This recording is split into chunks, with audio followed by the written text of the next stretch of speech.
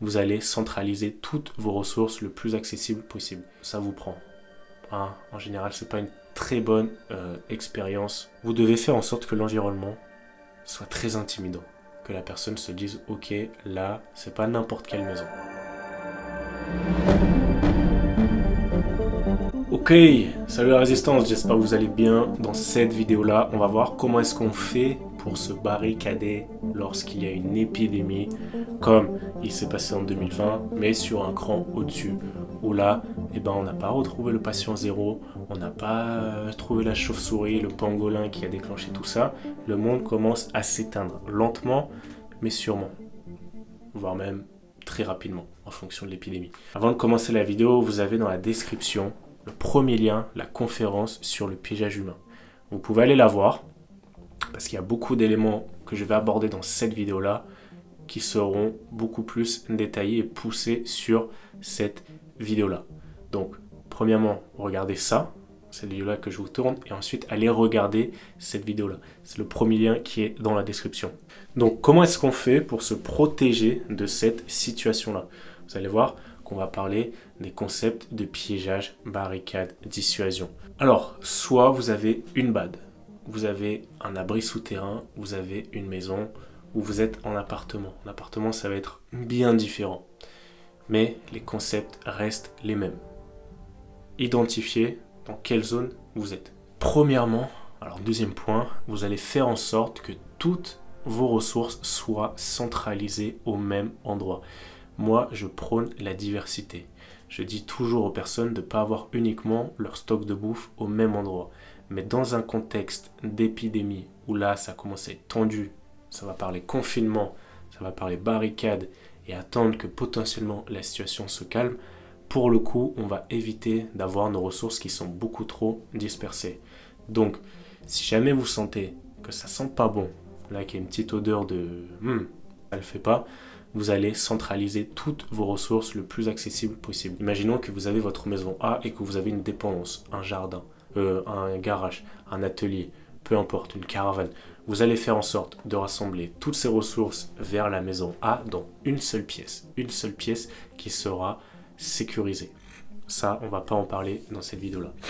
Il faut que toute votre préparation soit le plus condensée possible, que ce soit armement, munitions, kit feu, kit de secours, peu importe. Tout ce qui a de la valeur, votre patrimoine survivaliste, soit centralisé au même endroit. Pourquoi? Parce que si jamais il va falloir sortir, que je sais pas, il y a un virus qui se propage dans l'air, on va éviter de faire des déplacements inutiles pour aller chercher une boîte de raviolis. Donc on essaie de faire tout ça en amont dès que possible. Et on va sécuriser et confiner notre maison. Le troisième point, et ça, vous allez voir, c'est un petit peu paradoxal. Si jamais vous êtes dans un contexte où il y a des cadavres, alors oui, là on passe sur un niveau dessus. Vous êtes dans un contexte où il y a des cadavres, animaux, humains, peu importe. Vous allez les utiliser à votre avantage. Donc bien sûr, on évite de toucher ça avec les mains, de se frotter les yeux après. Ça tombe sous le sens, qu'il y ait une épidémie ou pas, on ne fait jamais ça. Quand on voit un animal mort, on évite de se frotter les yeux après. Donc on se protège, lunettes, masque, gants, et vous allez utiliser ces cadavres-là à votre avantage. Vous allez en mettre tout plein dans votre propriété. Pourquoi? Parce que l'odeur d'un cadavre, alors cadavre humain c'est encore différent, mais l'odeur d'un cadavre animal, que ce soit des rats, que ce soit des chats, des chiens, peu importe, je peux vous garantir que l'odeur, ça vous prend. En général, c'est pas une très bonne expérience olfactive. Ça, je peux vous garantir. Donc déjà ça, c'est une première méthode dissuasive. Quelqu'un qui sait qu'il y a un virus qui se propage dans l'air ou peu importe, il va éviter de se trimballer et d'aller là où il y a les cadavres et là où ça pue. C'est dérangeant d'aller là où ça pue en général. Ça tombe sous le sens. Donc ça, c'est une première approche dissuasive qui fonctionne très bien. Vous allez ensuite créer un environnement, un ressenti de vide, comme s'il n'y avait rien à prendre chez vous. Qu'est-ce que ça veut dire ça? Si vous avez vu le film Fury, vous savez, avec les chars, Brad Pitt, John Bernthal, etc. La dernière scène d'action à la fin du film, le char ne peut plus bouger. Donc qu'est-ce qu'ils ont fait? Ils ont mis des cadavres sur le char, du feu, ils ont brûlé, et ils ont donné un ressenti de vide, comme s'il n'y avait rien à prendre. Bon, l'ennemi était quand même assez malin, enfin pas malin si on pourrait dire, mais la procédure, ils sont quand même allés voir dans le char s'il y avait des personnes qui étaient toujours en vie. Bon là ils se sont pris quelques petites bastos. Bah vous c'est pareil, votre maison elle doit ressembler, elle doit faire peur. Elle doit faire peur, on devrait se dire oh putain qu'est-ce qui va m'arriver si je vais là-dedans.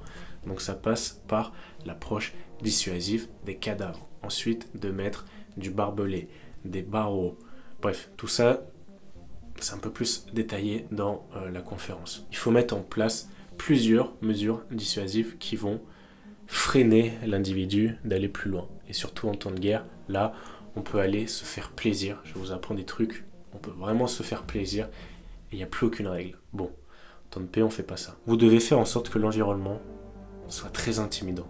Que la personne se dise « Ok, là, c'est pas n'importe quelle maison ». Avant-dernier point, il va falloir mettre en place le système de tunnel, d'entonnoir. Vous savez, les animaux, quand on piège, qu'on met un collet, ce qu'on fait, c'est qu'on met des petits bâtons pour le resserrer vers le collet. Bah là c'est pareil, c'est un système de tunnel d'entonnoir qu'on va faire pour un humain. Donc on va pas mettre des petits bâtons, c'est différent, c'est plus de la psychologie. On va mettre des éléments particuliers qui vont guider l'individu vers un chemin. On va pas le laisser se balader où il veut. On va le guider vers un chemin. Et ce chemin-là, ça va souvent être la zone où soit vous avez un guet, quelqu'un qui va prendre la garde, ou sinon ça va être une entrée qui va être extrêmement renforcée et où vous pouvez ouvrir le feu si jamais il y a quoi que ce soit. En tout cas, il faut que avant vous établissiez un plan, un système, voilà, parce qu'on ne piège pas n'importe comment, il faut avoir une trame, un processus à suivre, et donc c'est le concept de l'entonnoir, du tunnel.